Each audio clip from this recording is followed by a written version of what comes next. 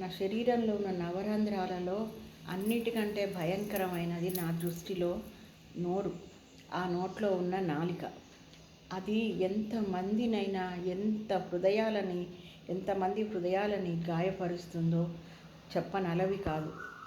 కొన్ని తరాల పట్టి పెట్టుకున్న ప్రేమలను కూడా కాంక్రీటు ఇటుక వాటికి కంటే కూడా భయంకరంగా మనసులని బద్దలు కొట్టగలదు. ఆ నోరుని అదుపులో ఉంచుకోండి. ప్రేమానురాగాల్ని పెంపొందించుకోండి. ఎవరిని అనవసరంగా తూలనాడకండి దయచేసి.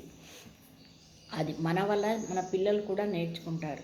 నోట్లో నాలిక ఉంటే నాలిక వల్ల మాట్లాడుతుంది అనుకుంటాం, కానీ తన్నులు తినేది శరీరం. ఆ బాధపడేది శరీరం, మెదడు. ఇవన్నిటినీ మనం జాగ్రత్తగా ఉంచుకొని నోరు కంట్రోల్లో ఉంచుకోండి దయచేసి. నా ఛానల్ మీకు నచ్చితే సబ్స్క్రైబ్ చేయండి, షేర్ చేయండి, లైక్ చేయండి.